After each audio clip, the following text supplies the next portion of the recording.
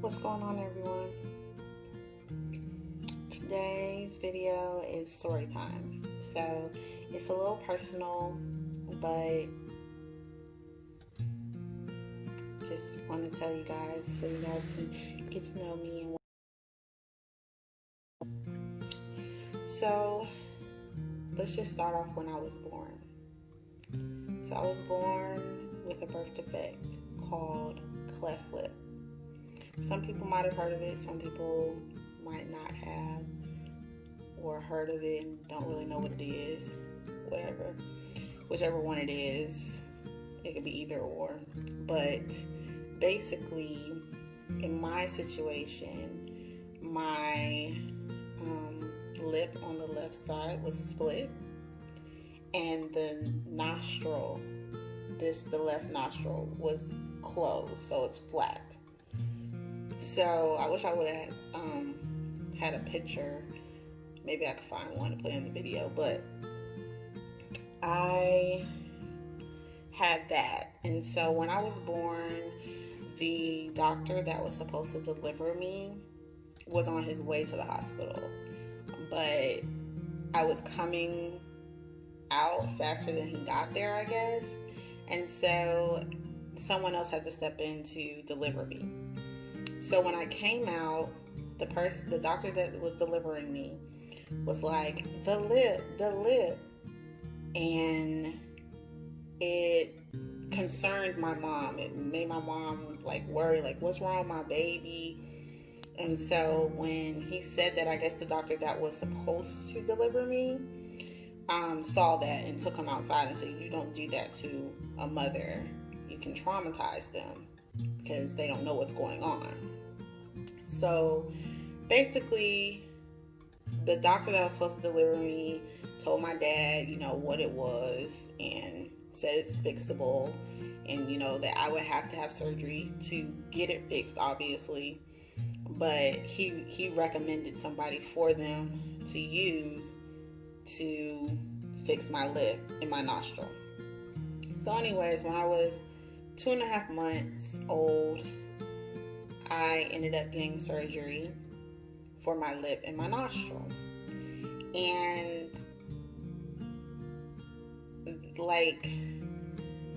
because I had surgery and I was so young, I obviously couldn't eat on my own. So instead of being fed through a bottle, I had to get fed through a tube for, however long it was supposed to be for.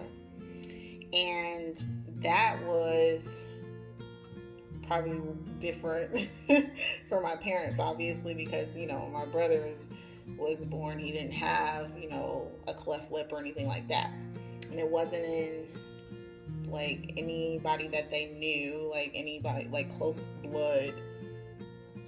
Sorry, I keep doing this because, my hair is dripping. But, but, yeah, it wasn't anybody, close blood related that had that they knew of.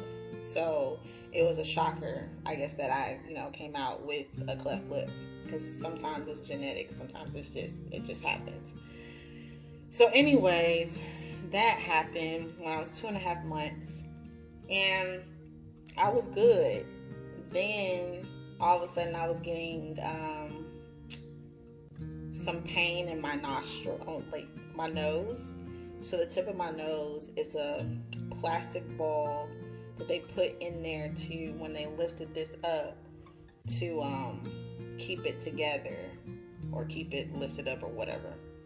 So that happened, and then I ended up, getting pain from that, because obviously my face grew and I grew and whatnot. So it was okay, now I'm feeling discomfort right here at the tip of my nose. And a lot of people don't have to worry about that. If you touch your nose, it goes straight in. It just pushes. But mine is hard because I have that plastic ball. Anyways, I had to get surgery for that. So initially, this nostril was only lifted up just to lift it up, but it wasn't enough for me to actually breathe out of that nose. So I had to get 3 things done. I had to get the plastic bowl from when I was little. It was like a little small bowl that they put in there because obviously my nose was small. And then I had to get this lifted, my nostril lifted up more so I could breathe better on that side. And then also the bone that goes down between your nose, well, mine was crooked, so it was like going like this, or I don't know which way it was going, but it was crooked. So they straightened that, they lifted up my nostril, and then they placed a bigger ball to keep everything together. So that was done when I was 14, and I just remember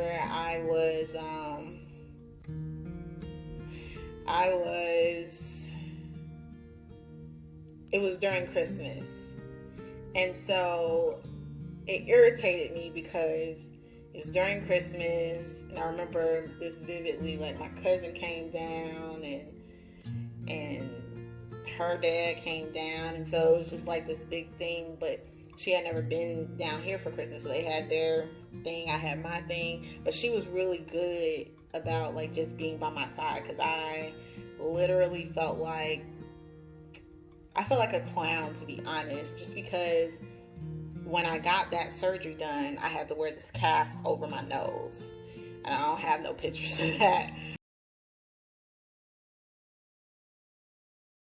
but I had a cast over my nose, and my eyes, underneath my eyes, they were like really dark, as if like I had a black eye, and I had to go to church looking like that. Luckily I didn't have to go to school looking like that, but you know, just going out, it was just like, I don't really want to go out, you know what I mean? But that happened during Christmas, so that was just a catastrophe for me. Like, I was like, oh my God, I do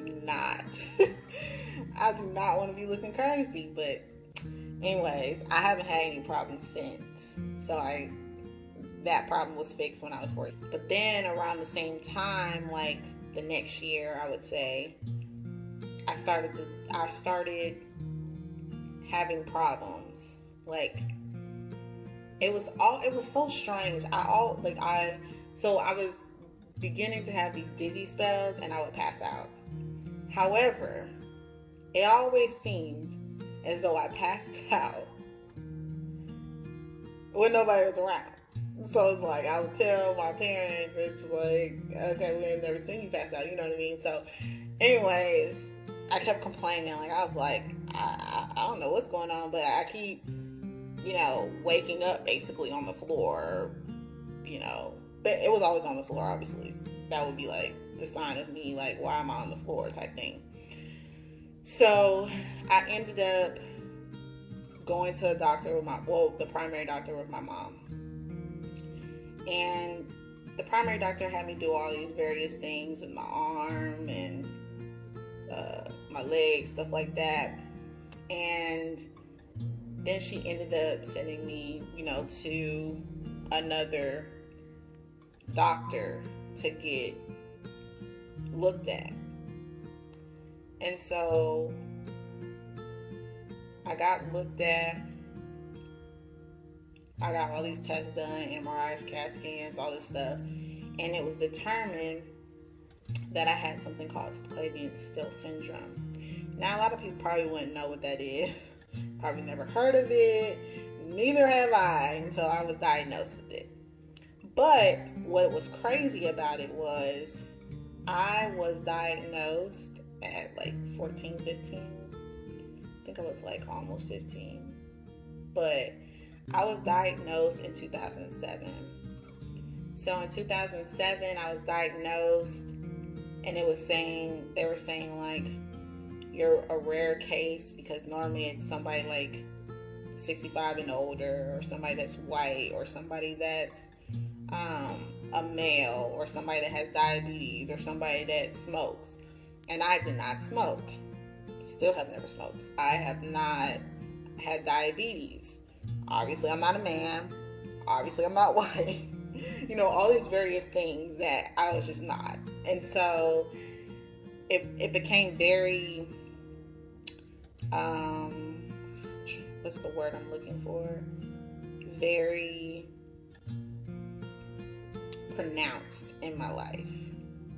Like at first it was just like, like I would have and it always happened more so when I stretched on my left arm. So you might not be able to see it. Well, you kind of can.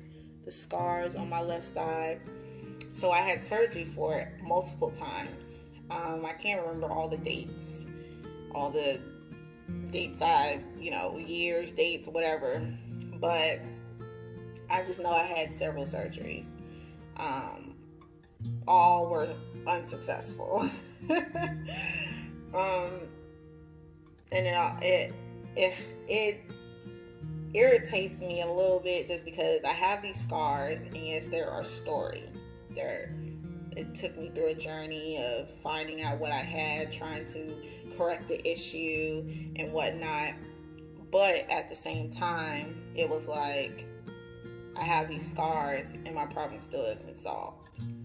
So I had all these surgeries, and all of them but one was in Georgia. And then the last one that I had was in Pittsburgh, which is where my mom is from. But they kept clotting. So it was like basically they would put a graft in me. Well, first of all, let me explain what subclavian syndrome is. In my case, anyways. In my case, subclavian syndrome is my subclavian artery that's supposed to be connected to my aorta was not. It was just floating around on this side. It was just floating around. So basically it was like whenever I stretched, lifted up my left arm, whatever, I was cutting off the circulation because there was nothing really coming. So it caused me to get dizzy and pass out. And it was a struggle. It was like, they basically was like, just don't lift up your arm. Like, basically we're trying to wait until I was like 18 or older to try to have the surgery. But it just, like I said, it became so pronounced that it was just like, I really don't think I can wait that long. So I ended up having multiple surgeries. One in which they tried to balloon. It's called balloon, which basically is they go inside I was awake. They wanted me to be awake because they didn't know if the clot was going to go to my head and cause me to have a seizure or whatever. So they wanted me to stay awake. So I felt every bump, every movement in my chest area. It was really weird. But they ended up not doing it. Like, he tried.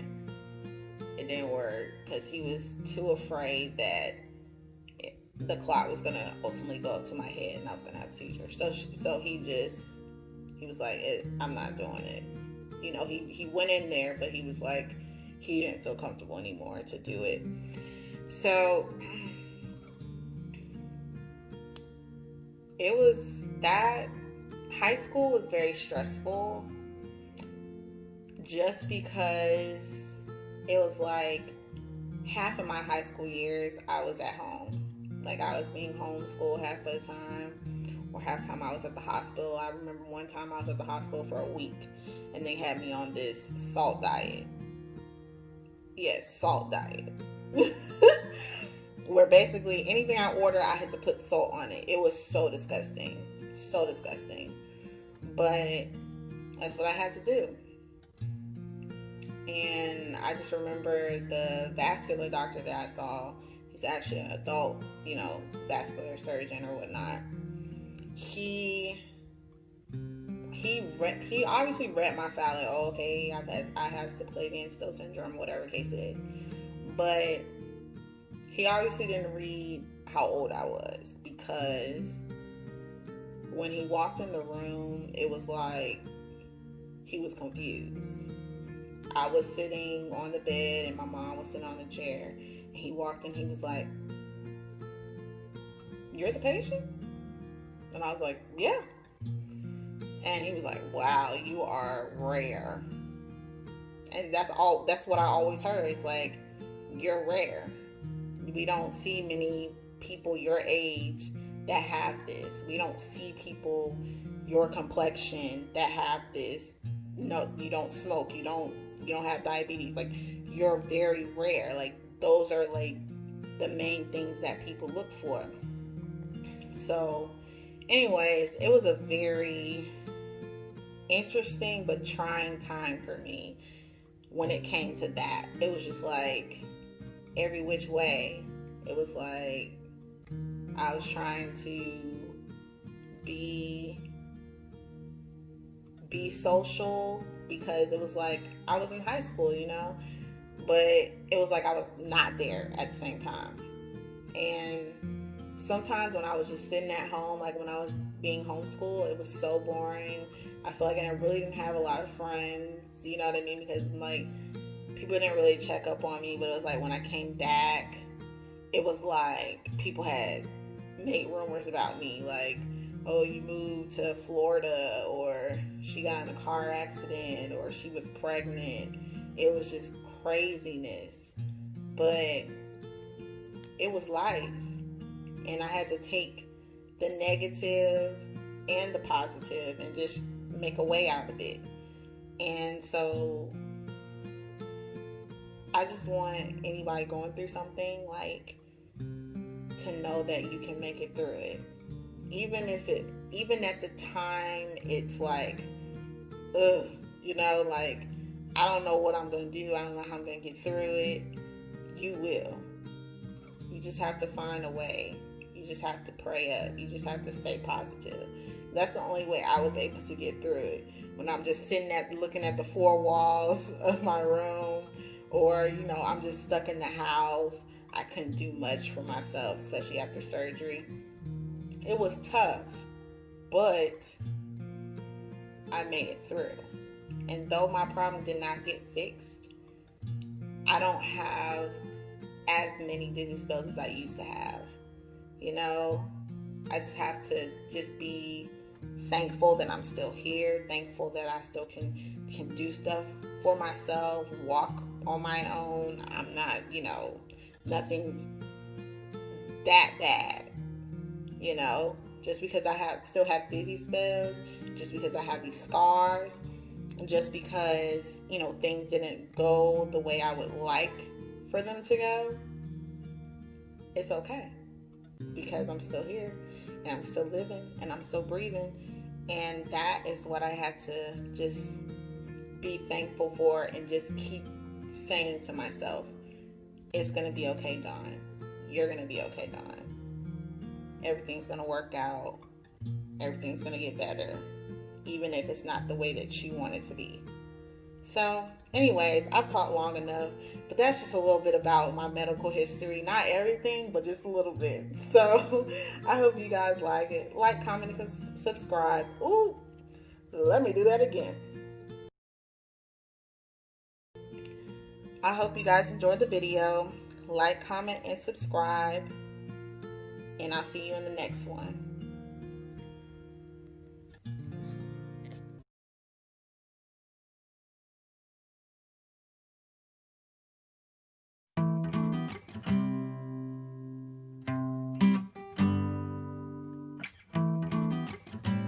Yeah. Say you love me for life.